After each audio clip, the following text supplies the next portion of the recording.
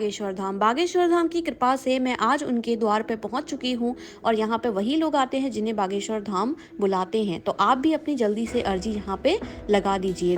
तो दोस्तों, मैं यहाँ पे हूँ आज मध्य प्रदेश के बुंदेलखंड क्षेत्र में बागेश्वर धाम पे, जहाँ पे दूर दूर से श्रद्धालु आजकल बहुत ज़्यादा आ रहे हैं और ये बहुत ज़्यादा ही प्रसिद्ध है। तो आप भी यहाँ पे आके एक बार बालाजी के दर्शन कीजिए। अपने जितने भी आपके प्रॉब्लम्स हैं उनसे आप जल्दी से फ्री हो जाइए।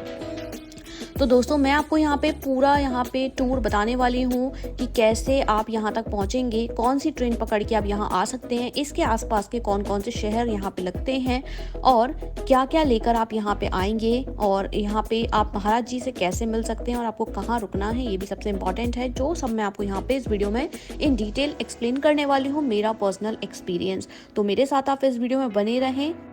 दोस्तों, अगर आप दिल्ली की तरफ से आ रहे हैं तो आप खजुराहो कुरुक्षेत्र वाली जो ट्रेन है उससे आप आ सकते हैं। इसका नाम गीता जयंती है, जो कि कुरुक्षेत्र से चलती है और खजुराहो में इसका लास्ट स्टेशन है। दोस्तों, छतरपुर से और खजुराहो से बागेश्वर धाम के लिए स्टेशन के बाहर से आपको सीधे ऑटो मिल जाता है, जो 50 रुपये पर पर्सन लेता है और जो है बहुत सारी सवारी बिठा के ले जाते हैं और आपको बिल्कुल बागेश्वर धाम के मेन मंदिर पे ही छोड़ेंगे। तो जितने भी आपको ये भीड़ दिख रही है सब ये कहाँ जाएगी, बागेश्वर धाम। तो चलिए, हमने ऑटो कर लिया है जो हमसे चार्ज करिए 50 रुपये। तो फ्रेंड्स, अब हम लोग निकल चुके हैं बागेश्वर धाम के लिए और छतरपुर और खजुराहो का जो रास्ते का आने का पूरा सफ़र था वो बहुत ही ज़्यादा ब्यूटीफुल था, बहुत ही ज़्यादा नेचुरल था, बहुत ही अच्छा है और रोड एकदम बिल्कुल नीट एंड क्लीन है और बहुत ही अच्छी रोड बनी हुई है। तो आपको यहाँ आने में तो कोई दिक्कत नहीं होगी। और जब अब ये आपको जो रास्ता दिख रहा है, ये बैनर जो लगे हुए हैं भगवान के, यहाँ से अब हम जाएंगे सीधे गढ़ा गाँव के लिए। और देख रहे हैं आप, यहाँ से गाँव तक जाने के लिए भी, धाम पर जाने के लिए बिल्कुल अच्छा सा रास्ता यहाँ पे है। जैसे ही आप यहाँ से सीधे सीधे जाएंगे तो यहाँ पे आपको बागेश्वर धाम के जो गुरुजी हैं, धीरेन्द्र शास्त्री जी महाराज जी, उनका आपको घर भी यहाँ पे दिखेगा। ये येलो कलर का जो घर दिख रहा है यही इनका घर है। पहले ये कच्चे घर में रहते थे, अभी इस घर को जो है दोबारा से बनवा लिया गया है ठीक तरह से। तो ये देख रहे हैं आप, कितना ही प्यारा दिख रहा है। और इस घर में महाराज जी समय समय पर अपनी माँ का आशीर्वाद लेने के लिए आते रहते हैं, तो ये बहुत ही अच्छी बात है। और अब हम आ गए हैं ये बिल्कुल बागेश्वर धाम पे और ये यहाँ का मार्केट लगा हुआ है कुछ इस तरह का, जैसा कि आपको कहीं कुंभ मेले में देखने को मिलता होगा, वही एक्सपीरियंस यहाँ पे बिल्कुल फील करेंगे।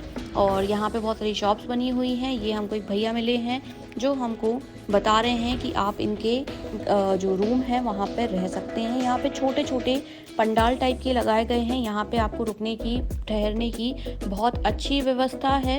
आपको यहाँ पे बड़े बड़े होटल्स और लॉज तो नहीं मिलेंगे फिलहाल अभी इस टाइम पे, लेकिन यहाँ पे इन लोगों ने जो पंडाल लगा रखे हैं वहाँ पे काफ़ी अच्छी व्यवस्था इन्होंने दे रखी है और जिसका काफ़ी कम पैसे भी यहाँ पे लगते हैं। तो चलिए हम देखते हैं एक बार जरा कैसी क्या व्यवस्था यहाँ पे है ठहरने की। जैसे गुरु जी भी आप दरबार लगाना है उन्हें वहाँ जाना भी है, गुरु जी है। हाँ, रात को दरबार लगा। गाइज, मैं आ गई हूँ परिक्रमा मार्ग पे और यहाँ पे मुझे काफ़ी सारे रहने के लिए ऑप्शंस मिले। पहला ऑप्शन हो सकता है आपको कि आप परिक्रमा मार्ग पे जो पंडाल बने हुए हैं वहाँ पे आप रुक सकते हैं। इसके अलावा कोई गेस्ट हाउस में रुक सकते हैं, जैसे कि आपको यहाँ दिख रहा है एक तिवारी गेस्ट हाउस, इनका आप नंबर नोट कर सकते हैं और यहाँ पे आपको रूम मिल जाएगा आसानी से परिक्रमा मार्ग पे ही। यहाँ पे इस रूम के अंदर इन्होंने हमें एक रूम दिया है जो कि लगभग 10 बाई 10 का रूम है। इसमें गद्दे मिलेंगे, कूलर मिलेगा, पंखा मिलेगा और आपको वेस्टर्न टॉयलेट यहाँ पे मिल जाएगा। तो ये एक अच्छा ऑप्शन है और इसका जो प्राइस है वो लगभग 500 से लेकर के 1000 रुपये तक अलग अलग रूम का है। और दूसरा ऑप्शन है कि आप किसी पंडाल में रुक सकते हैं। पंडाल में रुकने के लिए आपको सिर्फ मात्र 100 रुपया, या फिर वहाँ बार्गेनिंग कर सकते हैं तो आपको 50 रुपये पर पर्सन भी मिल जाएगा। अगर 3 से 4 लोग हैं तो आपको 50 रुपये में भी रुकने के लिए दे देते हैं। इसमें आपको गद्दा मिलेगा और साथ में आपको पिलो भी दिया जाएगा। रजाई अगर आप लेते हैं, क्योंकि यहाँ सर्दी होती है रात को और दिन में गर्मी होती है, तो रजाई के लिए 50 रुपये अलग से आपको देने पड़ते हैं, वो आपके लिए ऑप्शनल है। और एक बड़ा सा पंडाल होता है जो पूरा शेड से इस तरह से कवर किया गया है और इसके अंदर आपको वॉशरूम नहीं मिलेंगे। इन्होंने सारे जो भी वॉशरूम्स है वो अलग से साइड में बना रखे हैं। सारे पंडाल के लाइन से जो आपको पक्के ये वॉशरूम दिख रहे हैं, यही यहाँ पे वॉशरूम है। वॉशरूम का आपको 10 रुपया लगता है आपको यहाँ पे और तीसरा ऑप्शन है कि आपको, अगर आप खजुराहो रेलवे स्टेशन की तरफ से आ रहे हैं या फिर खजुराहो ये एयरपोर्ट आपको दिख रहा है, तो खजुराहो एयरपोर्ट से जब आप आएंगे तो एयरपोर्ट के आसपास आपको देखो ये इतने सारे बोर्ड्स लगे हुए हैं, ये सारे होटल्स है, रेडिशन है यहाँ पे, और आपको क्लार्क्स है, बहुत सारे होटल्स आपको मिल जाएंगे ओयो वगैरह के। तो यहाँ पे आप आसानी से रुक सकते हैं। यहाँ पे रूम आपको 1500 से 2000 रुपये तक मिलेगा। तो अगर आप ज़्यादा अच्छे लग्जरी होटल में रहना चाहते हैं तो आप खजुराहो ही आपको रूम मिल पाएगा। इसके अलावा अगर आप बिल्कुल ही फ्री ऑफ कॉस्ट रहना चाहते हैं, आपको लगता है कि आपको यहाँ 15 दिन 20 दिन महाराज जी से मुलाकात तक आप यहाँ रुकना चाहते हैं, तो आप यहाँ पे फ्री ऑफ कॉस्ट भी रह सकते हैं। फ्री ऑफ कॉस्ट रहने के लिए आपको ये बड़ा सा जो पंडाल यहाँ पे दिख रहा है परिक्रमा मार्ग में, बिल्कुल मंदिर के ठीक सामने ही आपको ये बड़ा सा टीन शेड दिख रहा है, इसके अंदर आप रह सकते हैं। और यहाँ पे आपको कुछ नहीं करना, अपनी एक मैट चटाई जो भी आपके पास है वो लेकर के बिछा करके आप यहाँ पे रह सकते हैं जब तक आप रहना चाहे। कोई पैसे, कोई पर्ची वगैरह कुछ भी आपको नहीं देना है यहाँ पे। तो यहाँ पे भी आप आसानी से रुक सकते हैं अगर आपको ज़्यादा पैसे आपके पास नहीं है तो। अदरवाइज मैं आपको बेस्ट ऑप्शन दूंगी, आप सिंपल पंडाल में रुकिए जहाँ पे आपको 50 रुपये लगते हैं। क्योंकि क्या होता है कि जब हम, क्योंकि पूरा दिन यहाँ आपका दर्शन में, कीर्तन भजन में, पूजा पाठ में चला जाएगा, तो रूम पर रुकने के लिए आपको टाइम भी यहाँ पे शायद नहीं मिल पाएगा। तो आप पंडाल आप चूज कर सकते हैं।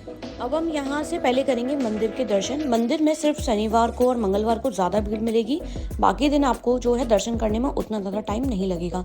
मैक्सिमम टाइम दर्शन करने में आपको 1 घंटा लग सकता है और मिनिमम टाइम आपको 10 मिनट में भी हो जाएंगे। जैसे हम लोग फ्राइडे को गए थे तो हमें 10 मिनट में दर्शन हो गए थे, बट जब हम सैटरडे को रुके तो काफ़ी ज़्यादा वहाँ पे भीड़ थी, क्योंकि काफ़ी अर्जियाँ लगती हैं सैटरडे को और ट्यूसडे के दिन।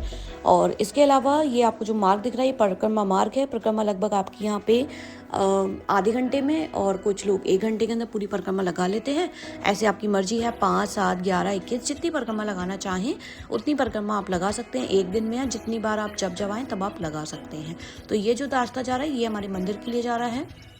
मैनेजमेंट काफ़ी अच्छा है, धक्का धुक्की भीड़ भाड़ आपको मंदिर तक दर्शन करने के लिए तो बिल्कुल भी नहीं दिक्कत होगी। लेकिन अगर आप महाराज जी से जब मिलने जाएंगे तो भयंकर वाली भीड़ होती है, वहाँ हो सकता है कि आप फंस के भी रह जाएं। तो आप अपनी पानी की बॉटल अपने साथ उस टाइम बिल्कुल भी रखें। तो अब दोस्तों आप लोग अपनी अर्जी यहाँ पे भी बांध सकते हैं। अर्जियाँ यहाँ पे 3 तरह से बांधी जाती हैं। नारियल के कपड़े, नारियल जो है वो कपड़े में रहता है जिसमें लाल कपड़ा और आपका पीला कपड़ा और काला कपड़ा होता है, जिनका अलग अलग मतलब है। जैसे लाल कपड़ा है आपका जो बीमारी वगैरह के लिए, अगर आप अपनी अर्जी लगा रहे हैं तो लाल कपड़ा आपका चलता है। अगर शादी ब्याह के लिए होता है तो फिर आपका शायद उसमें पीला कपड़ा होता है, और भूत प्रेत वगैरह वाला कोई संकट है तो फिर उसमें काला कपड़ा होता है। एक बार आप यहाँ पे जानकारी और ले लें, जिससे भी आप खरीदे वो आपको इन डिटेल समझा देंगे इसमें लॉन्ग वगैरह क्या क्या आपका इंक्लूड रहता है अर्जी के अंदर। तो अर्जी आप कहीं पे भी तरह से बांध सकते हैं, भगवान के दर्शन करने के बाद भी आप बांध सकते हैं, जैसे आपको कंफर्टेबल हो उसमें। ये यहाँ पे आपको प्रसाद की बहुत सारी शॉप वगैरह मिल जाएंगी, तो यहाँ से आप प्रसाद खरीद सकते हैं। और इसके बाद अब हम लोग सीधे जो है मंदिर के लिए जाएंगे। तो ये पूरा यहाँ पे बहुत ज़्यादा ही अभी कंस्ट्रक्शन चल रहा है, और ये मंदिर के अंदर जाने का रास्ता है, यही पूरा एरिया आपको क्रॉस करके जाएंगे। तो ये आपको जो दिख रहा है यहीं पे आपका मंदिर आ जाएगा। और ये हम आ गए हैं यहाँ से मेन मंदिर पे, श्री बागेश्वर धाम। ये आपको जो दिख रहा है यही यहाँ का मेन मंदिर है ऑरेंज कलर का, और इसके साइड में जो है एक पेड़ लगा हुआ है, और उसका ये पूरा आप सर्कल घूम के जाएंगे तो मेन मंदिर में आप पहुँच जाएंगे। मंदिर के बाहर आप यहाँ पे देख रहे हैं कितने सारे लोग जहाँ पे भजन कीर्तन वगैरह कर रहे हैं।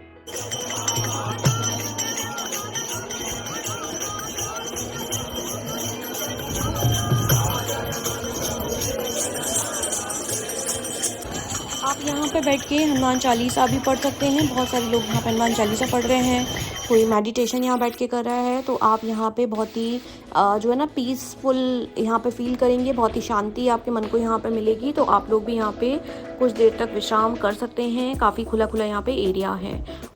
ये यहाँ की यज्ञशाला है जो कि मंदिर के जस्ट नीचे ही बनी हुई है, एंट्रेंस पे ही। और यहाँ पे जो है वो हवन वगैरह होते हैं, बहुत सारे हवन कुंड अलग अलग शेप्स के बने हुए हैं। ये आंटी इसको पूरा लेप रही हैं और बता रही हैं कि इसको टाइम टाइम पे हर दिन इनको इस तरह से यहाँ पे लेपा जाता है गोबर से। तो आप इस यज्ञशाला की भी यहाँ पे परिक्रमा लगा सकते हैं, यहाँ पे भी अपनी अर्जी वगैरह बांध सकते हैं। और अब हम लोग यहाँ पे शाम की आरती में भी शामिल हुए। शाम को 7 बजे के लगभग यहाँ पे आरती होती है, जो 40 मिनट तक लगभग चलती है, और बहुत ही बेहतरीन, बहुत ही सुंदर आरती होती है। इतनी ज़्यादा पॉजिटिव आप यहाँ पे फील करेंगे, पॉजिटिव वाइब्स आपको आएंगी, और आपको एक अलग ही एनर्जी अपने अंदर फील होती हुई दिखेगी। तो आप इस आरती को एक बार ज़रूर यहाँ पे देखें। और भगवान से बहुत सारा आशीर्वाद लें। आपको जो भी प्रॉब्लम है आप अपने मन से उनको बता दीजिए, तो आपके संकट मोचन हनुमान जो है बहुत जल्दी दूर कर देंगे।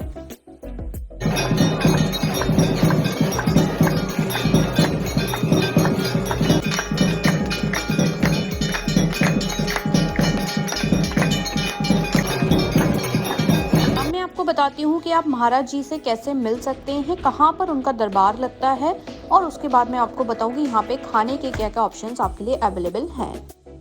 दोस्तों, आपको ये सामने जो बिल्डिंग दिख रही है ऑरेंज कलर की, यही राम दरबार है। ये पुराना राम दरबार है और अभी एक नए राम दरबार का भी कंस्ट्रक्शन चालू हो गया है। तो यहाँ पे 2 तरह के राम दरबार हैं। यहाँ पे महाराज जी बैठते हैं। जो भी आप टेलीविजन पे देखते हैं, टीवी पे देखते हैं, वो यहाँ से ही सब कुछ टेलीकास्ट होता है। यही यहाँ का मेन राम दरबार है और लोग इसके अंदर होते हैं और बाकी लोग इसके बाहर भी होते हैं। यहाँ पे जितनी भी भीड़ दिख रहे हैं सब महाराज जी से मिलने के लिए ही भीड़ यहाँ पे लगी हुई है। दर्शन के बाद सब लोग यहाँ पे आ गए हैं। सुबह 10 बजे से लगे हैं और हमें पता चला है महाराज जी जो है 2:30 बजे आएंगे, लेकिन लोगों ने अपनी अपनी जगह वहाँ पे घेर के रख ली है। 10 बजे से इतनी ज़्यादा भीड़ है एंड महाराज जी को वेट करते करते हम लोग पूरे दिन भर धूप में खड़े रहे, लेकिन महाराज जी के दर्शन हम लोग को रात को लगभग 8 बजे के टाइम हुए, क्योंकि कल ही वो बॉम्बे से आए हैं और आज ही उनको जबलपुर के लिए भी जाना है। तो शायद उस वजह से डिले हो गया, लेकिन फाइनली शाम को 7:30 बजे के टाइम उन्होंने हमको दर्शन दिए और उनके जो दरबार है वो भी लगा, भजन कीर्तन भी हुए, अर्जियाँ भी लगी। बहुत ही ज़्यादा अमेजिंग एक्सपीरियंस था। तो आप लोग भी अगर महाराज जी से मिलना चाहते हैं तो उन्होंने कहा है कि अब कोई टोकन वगैरह वाला काम यहाँ पे नहीं होगा। आप महाराज जी से जो है मिल सकते हैं। जब महाराज जी बागेश्वर धाम में होंगे तब तक वो 3 घंटे का राम दरबार जो है वो लगाया करेंगे और पूरा उनका दरबार लगेगा। तो आप लोग भी वहाँ पे शामिल हो सकते हैं। बोलिए बागेश्वर धाम की, पूज्यपाद सद्गुरुदेव भगवान श्री सन्यासी बाबा की, श्री चमिता वाले बाबा की। जय श्री राम, जय जय श्री राम, जय श्री राम। साधु जी, साधु जी, साधु जी, कैसे हो सभी? दोस्तों, महाराज जी के दर्शन फाइनली हमें मिल चुके हैं और अब इसके बाद मैं आपको बताती हूँ, ये सामने आपको जो ब्लू कलर का शेड दिख रहा है ये यहाँ का कार्यालय है। अगर आपको किसी भी तरह की प्रॉब्लम है तो आप कार्यालय में पता कर सकते हैं यहाँ की अर्जियाँ कैसी लगती हैं। अगर आपको कोई ऊपरी चक्कर वगैरह है तो उसके लिए अगर आप कोई अलग से जानकारी चाहते हैं वो सब कुछ आपको यहाँ मिल जाएगी। इसके अलावा दान दक्षिणा आप जो भी करना चाहते हैं वो सब कुछ आप यहाँ पे पूछ सकते हैं। अब इसके बाद मैं आपको दिखाती हूँ, ये सामने आपको जो कंस्ट्रक्शन साइट दिख रही है ये पूरा नया बागेश्वर धाम पे ये बनने वाला है दरबार और ये पूरा कंस्ट्रक्शन अभी चल रहा है। आप देख रहे हैं कितना ही ज़्यादा यहाँ पे भी भीड़ है। महाराज जी कई बार यहाँ पे भी दरबार लगा देते हैं, बहुत ज़्यादा भीड़ हो जाती है। तो गाइज अब मैं आपको बताती हूँ, खाने के आपके पास यहाँ पे 3 ऑप्शन है। या तो आप गड़ा गांव से थोड़ा बाहर निकलेंगे, मेन रोड की साइड आएंगे तो आपको यहाँ पे खजुराहो रोड पे काफ़ी सारे बड़े बड़े होटल्स और रेस्टोरेंट आपको वहाँ मिल जाएंगे, जहाँ पे आपको 150 और 200 रुपये तक थाली आपको मिल जाएगी। दूसरा ऑप्शन है कि बागेश्वर धाम में ही जो आपकी शॉप्स यहाँ पे बहुत सारी खुल गई हैं वहाँ पे आप खा सकते हैं रेस्टोरेंट में। यहाँ पे आपको 60, 70, 80, 90, 100 इनकी रेंज के अंदर आपको थाली यहाँ पे मिल जाएगी। वो भी अच्छी से अच्छी थाली आपको यहाँ मिल जाएगी 100 रुपये तक।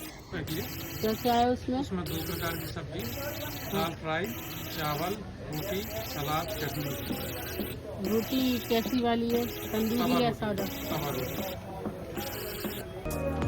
इसके बाद तीसरा ऑप्शन आपके पास में है कि आप अन्नपूर्णा भंडारा में प्रसादी ले सकते हैं। सुबह यहाँ पे खाना मिलता है 11 बजे से और शाम को ठीक आरती के बाद में। खाना बहुत ही साधारण सा होता है, सिंपल सा। आज यहाँ पे खिचड़ी, आलू की सब्जी और रोटी बनी है जो काफ़ी ज़्यादा स्वादिष्ट है। तो आप यहाँ पे प्रसादी ग्रहण करें। अब बस आपको एक प्लेट लेना है जो कि यहाँ पे आपको मिलेगी और उसको लेकर के आप बैठ जाएं, आपको वहाँ भोजन प्राप्त आपको हो जाएगा।